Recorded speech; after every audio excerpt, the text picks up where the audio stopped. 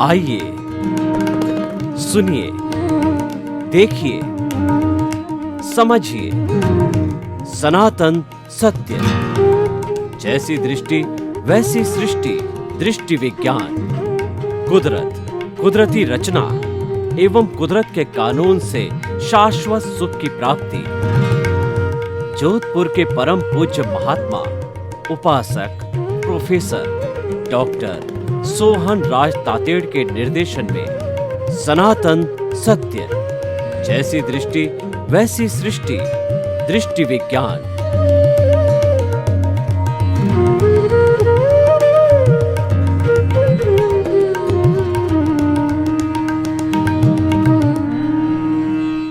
भाइयों और बहनों, मातृशक्ति को नमन। आज का हमारा बहुत सुंदर विषय जप, तप और ध्यान। ये त्रिवेणी संगम है।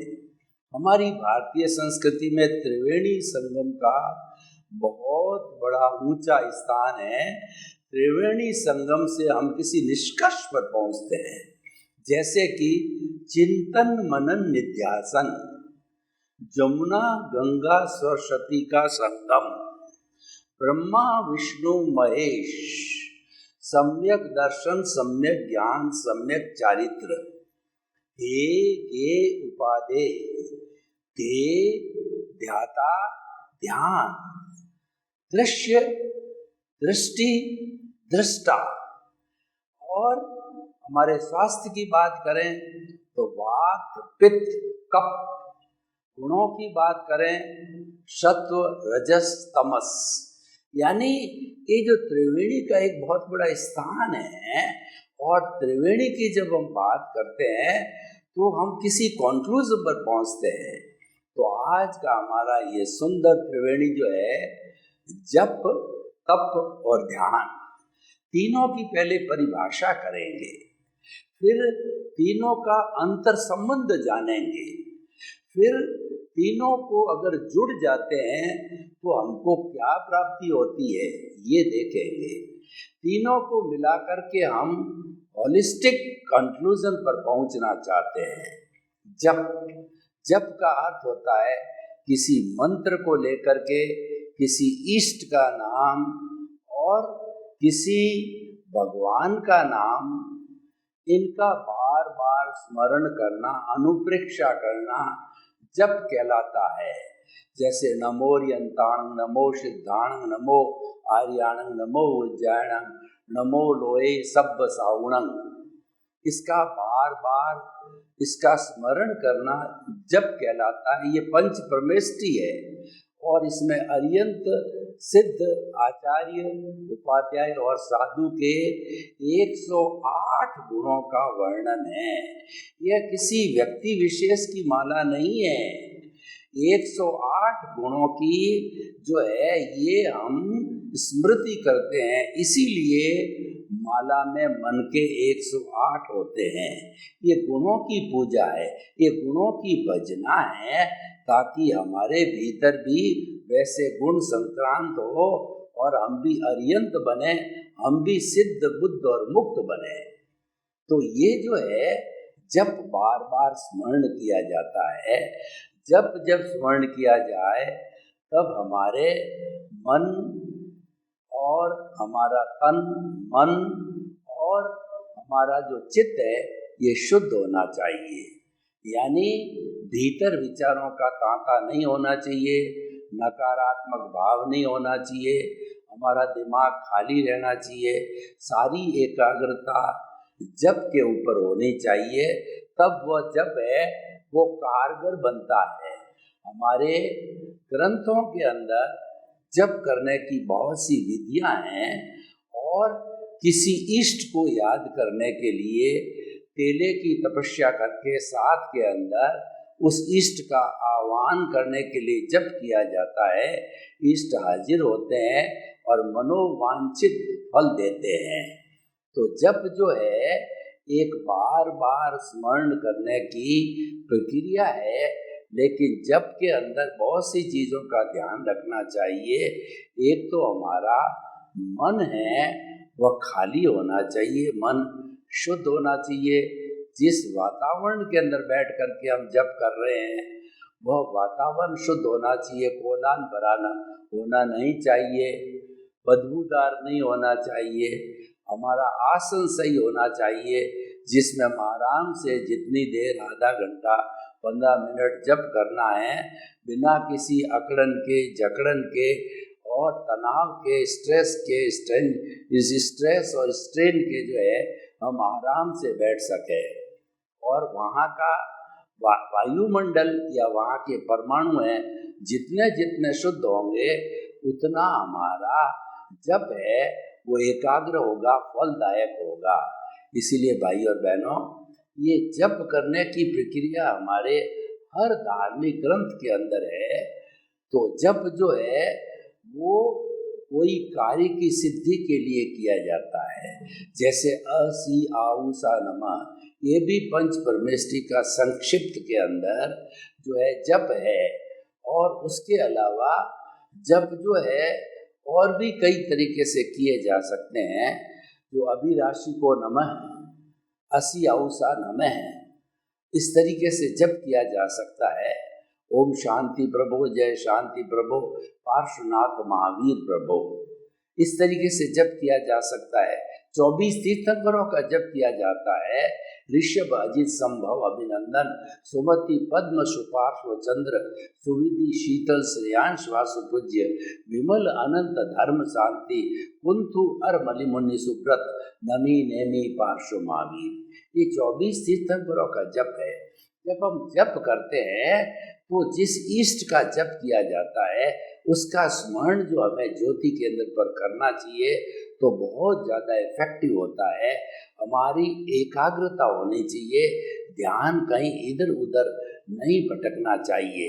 जप करने से जो हमारे स्पंदन होते हैं, हमारे जो वाइब्रेशंस जो निकलते हैं वो वाइब्रेशन शुद्ध होते हैं और वो वाइब्रेशन जिसके लिए जप किया जा रहा उस तक पहुँचते हैं, क्योंकि सारा ब्रह्मांड रिलेटिव है। इस ब्रह्मांड से बाहर कोई वस्तु जाती नहीं और रिलेटिव होने के कारण पूरा ब्रह्मांड वाइब्रेशंस का बना हुआ है। ऐसा कहा जाता है एक परिंदा भी जब पर मारता है तो पूरा ब्रह्मांड जो है प्रभावित होता है। हालांकि वो इतना सूक्ष्म होता है कि हमको नजर नहीं आता, लेकिन जो विद्यार्थी जो वाइब्रेशंस के बारे में पढ़ते हैं, साइनोसोडल वेव और उसके बाद के अंदर sine theta, cos theta, frequency, wavelength इत्यादि के बारे में वो जानते हैं कि किस तरीके से वो वेवलेंथ जो है हमारी जो भाषा के पुद्गल है उसको मोबाइल तक पहुंचाते हैं, टीवी तक पहुंचाते हैं, देश में पहुंचाते हैं, विदेश के अंदर पहुंचाते हैं, सैटेलाइट तक जाते हैं। तो ये सारा वाइब्रेशन का युग है। और आज तो विज्ञान ने ये सिद्ध कर दिया कि उन सारे वाइब्रेशंस को पकड़ना बहुत आसान हो गया है, क्योंकि वो अष्टस्पर्शी पुद्गल है। भगवान महावीर के जो समोषण के अंदर प्रवचन है वो भी आज विज्ञान ने 2600 साल 2500 साल पुराने पकड़ने चालू कर दिए हैं और वो शीघ्र ही हमारे तक पहुंचने वाले हैं, भगवान महावीर की ओरिजिनल वाणी। तो भाई और बहनों, आप देखिए ये सारा जप के बारे में है। जप से हमारी आत्मा की शुद्धि होती है। जो ही हम जप प्रारंभ करते हैं त्यों ही हमारे कार्बन शरीर से कर्म ढीले पड़ते हैं, शिथिल होते हैं और कर्मों की निर्जरा होती है। निर्जरा का अर्थ होता है dissociation of the Karma from the कार्मिक बॉडी और फ्रॉम द सोल। यूं यूं जितनी देर तक जप चलता है, जब एक तरह का संवर है, जब एक तरह की तपस्या है, जब एक तरह की धार्मिक क्रिया है, तो वह उस जप करने के साथ साथ के अंदर वो कर्म शिथिल पड़ते हैं और हमारा जो कॉजल बॉडी है वह कमज़ोर पड़ता है। वही हमारा लक्ष्य है। जब कॉजल बॉडी कमज़ोर पड़ करके एकदम शून्य हो जाती है तब हम सिद्ध बुद्ध मुक्त बनते हैं, क्योंकि इस कॉजल बॉडी ने ही इस हमारी मूल द्रव्य आत्मा को जो है पकड़े रखा है, बांधे रखा है, और कॉजल बॉडी गई और हमारी आत्मा मुक्ति को पहुंच जाती है। और ये कॉजल बॉडी का जो चतुष्पर्शी जो कर्म पुद्गल है वो हमारे ब्रह्मांड से ही आए थे, ब्रह्मांड के अंदर वापस चले गए हैं, और ये शरीर है मात्र मिट्टी है, इसको जला दिया जाता है। इस शरीर का उपयोग पूर्व जन्म के कर्मों के भोगने के लिए इसका उपयोग होता है। यह तो एक हार्डवेयर है जिसका कि उपयोग सॉफ्टवेयर चलाने के लिए किया जाता है। जब सॉफ्टवेयर को हार्डवेयर में से निकाल दिया जाता है तो वो हार्डवेयर मृतवत हो जाता है, और वो चलता जभी है जबकि उसके अंदर सॉफ्टवेयर हो। तो हमारी जो आत्मा है वो भी एक सॉफ्टवेयर के रूप में होती है, किसी व्यक्ति के शरीर के अंदर होती है। तब वो शरीर जो है चेतनावत बनता है, चेतनावत बोलता है, चिंतन करता है, काम करता है, चलता है, फिरता है, और जो ही चेतना निकली तो वो मिट्टी होकर के उसको जला दिया जाता है। ये सारा जप का विवेचन है। अब हम बात करते हैं तप की। तप जो है वह शोधन का काम करता है। तप का संक्षिप्त में नाम तप है और पूरा नाम इसका तपस्या है। तो तप के अंदर तपता कौन है? तप के अंदर तपता है हमारा कर्म शरीर। सारी धार्मिक क्रिया या अध्यात्म का जो है मुख्य उद्देश्य है कर्म शरीर को तपाना। उस कर्म शरीर को तपाने के लिए स्थूल शरीर का उपयोग किया जाता है। कैसे उपयोग किया जाता है मैं आपको बताता हूँ कि दूध के साथ में पानी मिश्रित दूध है। अब मुझे उस पानी को अलग करना है, दूध को 100% शुद्ध करना है। अगर मैं सीधा उसको अग्नि पर डाल दूं तो अग्नि भी बुझ जाएगी और मेरा पानी मिश्रित दूध भी वेस्ट हो जाएगा। तो मैंने एक भगोला लिया, उस भगोले के अग्नि पर लगाया तो धीरे धीरे पानी के अंदर जो जो स्पेस था, जो जो जगह थी हवा, वो स्पेस जो है वो परमाणुओं के ऊपर उठ करके बुलबुले के रूप के अंदर आती है और पानी जो है वो जलने लगता है। तो पानी पहले जलता है, दूध बाद में जलता है। तो पानी के जलने का मतलब है कि सारे उसके बुलबुले बन करके और वो ऊपर सरफेस पे आते हैं, जिसको टर्बुलेंस कहा जाता है। और जब पूरा जल जाता है तो शुद्ध पानी रहता है, शुद्ध दूध रहता है। तो उसी तरीके से हमारी आत्मा शुद्ध दूध के स्वरूप है और पानी कर्म शरीर के स्वरूप है। कर्म शरीर के उसी तरीके से हमने अग्नि दी, यानी तपाया भगोले का। लेकिन हमारा उद्देश्य था उस पानी को तपाना, पानी को दूध से अलग करना। तो वो कर्म शरीर पानी की तरह है, उसको हमारी आत्मा से अलग करना, उसको तपाना।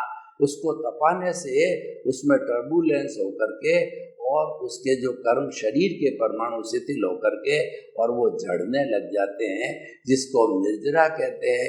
ये आंशिक निर्जरा कराती है और संपूर्ण रूप से कर्म शरीर झड़ जाता है। तो झड़ जाने के बाद में वो मुक्ति हो जाती है, तो वह संपूर्ण निर्जरा मोक्ष कहलाती है। तो भाई और बहनों, ये तपता है, भगोला को तपाया, क्योंकि शरीर भगोला है। इस भगोले को तपाए बिना अग्नि पानी तक नहीं पहुंचती है।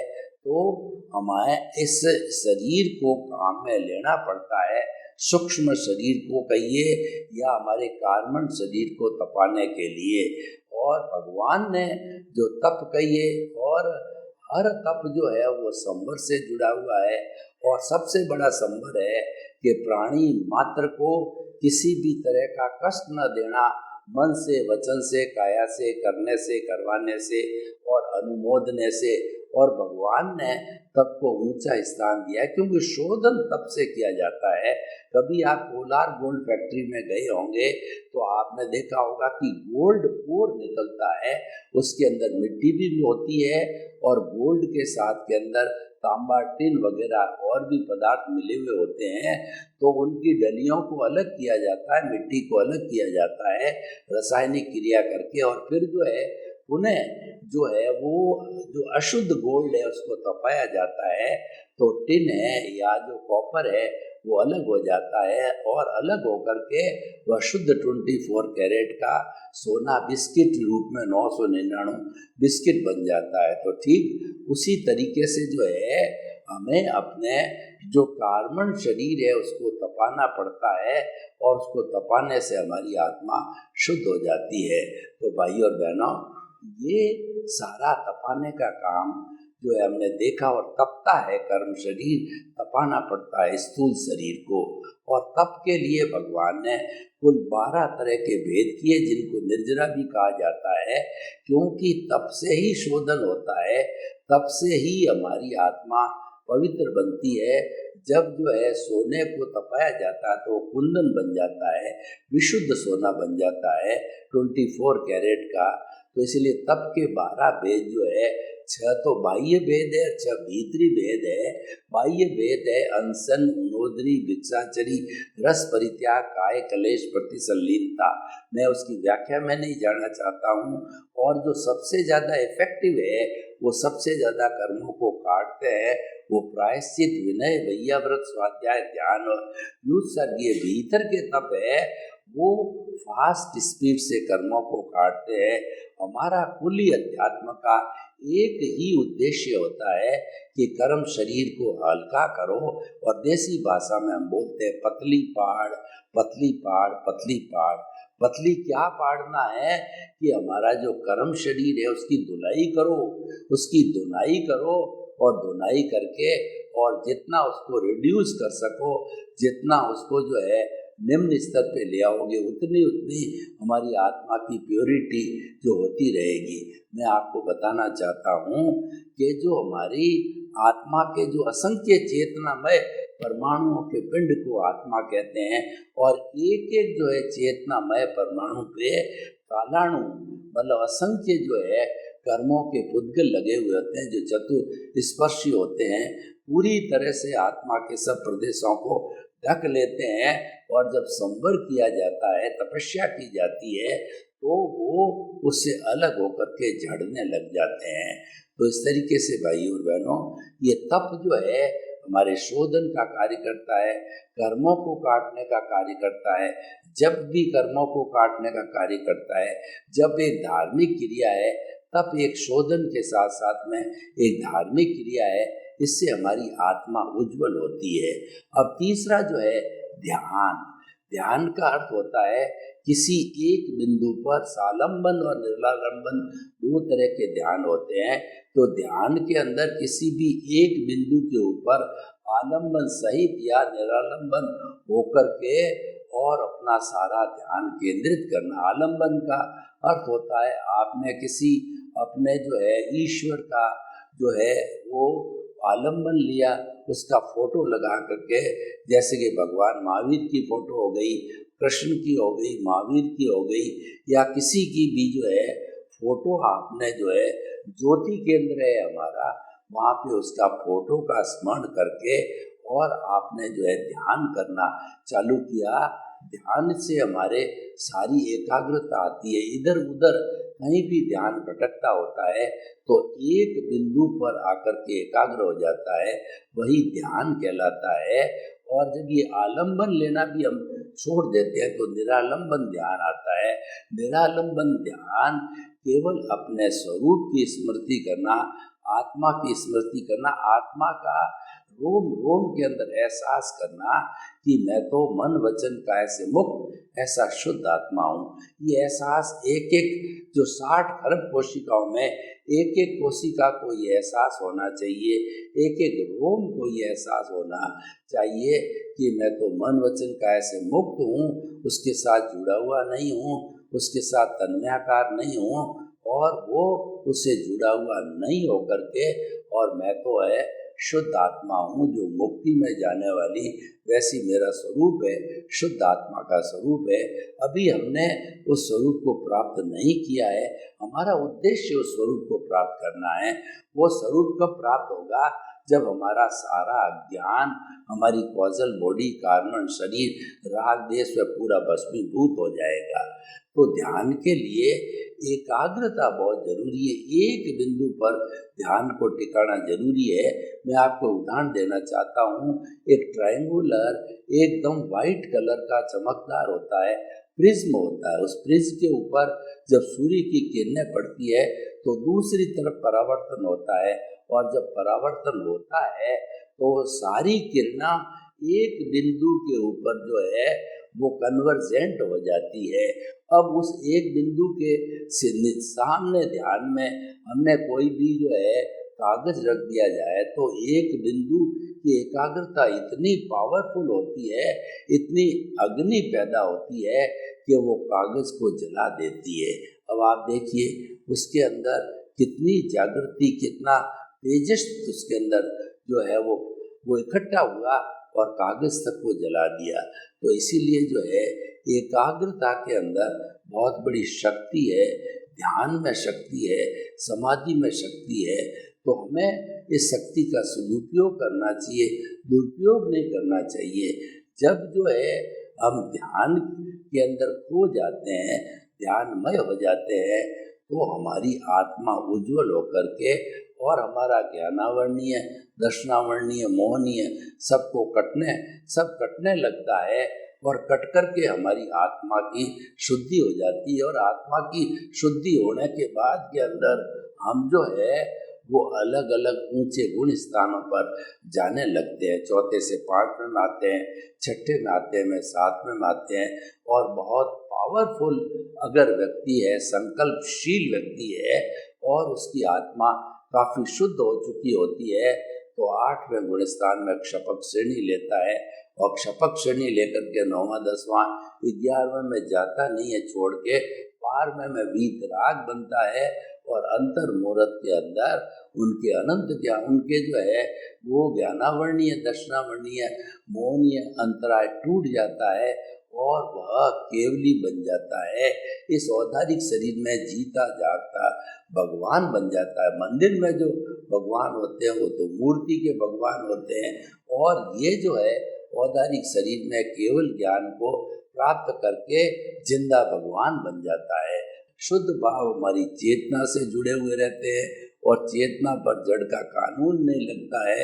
इसीलिए जो ये स्वयं अपने आप में स्वतंत्र है, लेकिन जड़ के साथ जुड़ते ही स्वतंत्र हो जाता है आत्मा, क्योंकि जड़ जो है वह कुदरत है, और वो कुदरत के अधीन ही सारा काम होता है।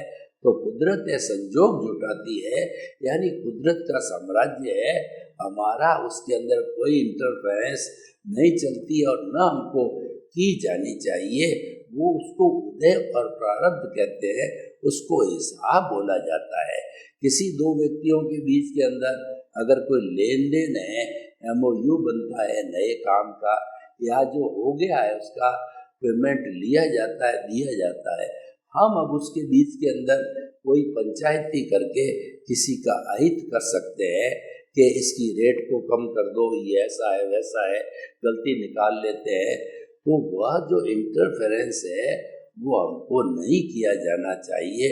हमें तो जो है हमारा लक्ष्य है कि जब तप और ध्यान है इसके प्योरिटी बनी रहे, इसकी शुद्धता बनी रहे, और जब इसके अंदर हम होकर के और इसके हमें विलीन होकर के जब हम प्राप्ति करेंगे, तो जो हमको प्राप्त होगा वो बहुत सुंदर लेशाएं प्राप्ति होगी, वो हमारा भला करने वाले होंगे, यानी शुद्ध भाव होंगे। कहने का अर्थ ये, और ये शुद्ध भाव है, ये मुक्ति में ले जाने वाले हैं।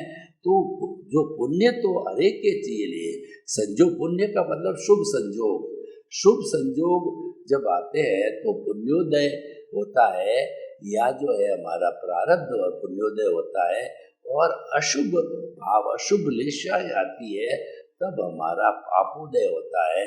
लेकिन कोई व्यक्ति पापोदय चाहता नहीं है, इसीलिए हम पुण्योदय चाहते हैं। तो पुण्योदय की बात करते हैं, क्योंकि ये बात तो मनुष्य के पास ही की जानी है। पापोदय, पुण्योदय, कर्मों का भुगतान तो मनुष्य ही करता है, वो पाप का अर्जन विसर्जन का काम भी मनुष्य ही करता है। दूसरे बेचारे जो पशु या कोई भी प्राणी है वो तो मात्र लिमिटेड ही कर्मों का बंधन करते हैं, लिमिटेड ही उसकी निर्जरा करते हैं। पर मनुष्य जो है बहुत बड़ी छलांग लगा सकता है।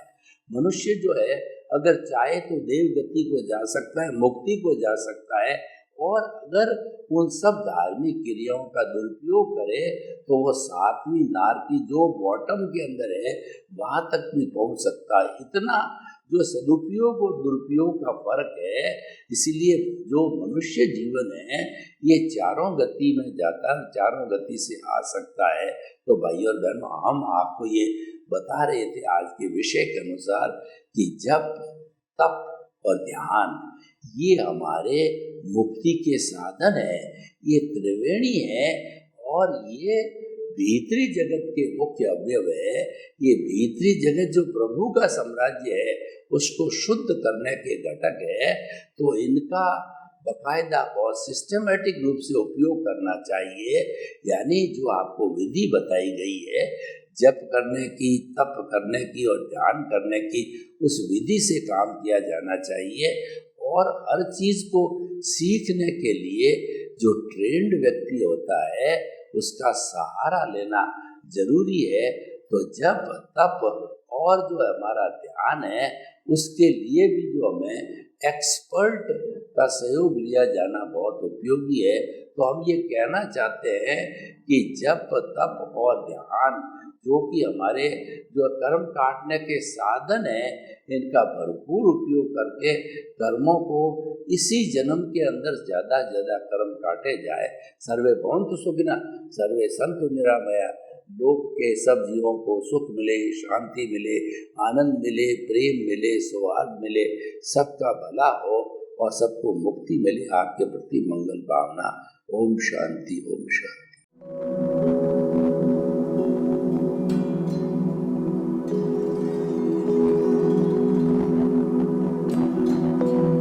एक ऐसा अंतर्राष्ट्रीय ख्याति प्राप्त मानव जो गुरु प्रेरणा से पिछले 20 वर्षों से वानप्रस्थ जीवन जीते हुए 24 घंटे मानवता की सेवा में संलग्न है।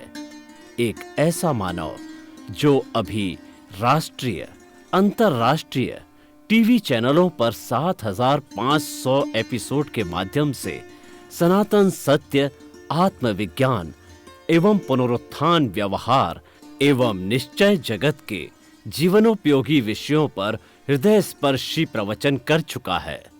उस मानव का नाम है महात्मा उपासक प्रोफेसर डॉक्टर सोहन राज तातेड़।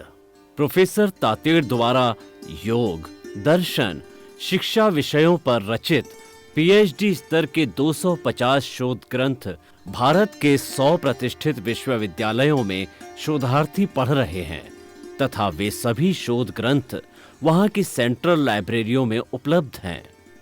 महात्मा सोहन राज ने अभी तक हजारों स्कूलों, कॉलेजों, विश्वविद्यालयों एवं संस्थाओं में सेमिनार, वर्कशॉप, कैंप लगाकर लाखों विद्यार्थियों को योग, दर्शन, शिक्षा का प्रशिक्षण देकर उन्हें सुसंस्कारित किया।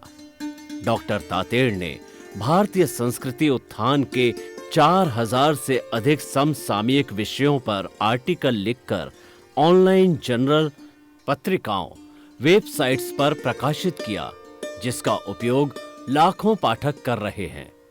उपासक तातेड़ के 5000 से अधिक आज का सुविचार, आज का शुभ संदेश, आज का मंगल भावना योग आदि चिंतन websites, Twitter, blogger, Facebook, YouTube माध्यमों से लाखों लोग अपना जीवन निर्माण कर रहे हैं। मानवता के मसीहा ऐसे महामानव महात्मा सोहन राज तातेड़ के प्रोफाइल को अभी तक विश्व के 20 लाख दर्शक यूट्यूब पर, 12 लाख गूगल पर एवं लाखों दर्शक फेसबुक, ब्लॉगर, ट्विटर और इंस्टाग्राम पर देख चुके हैं।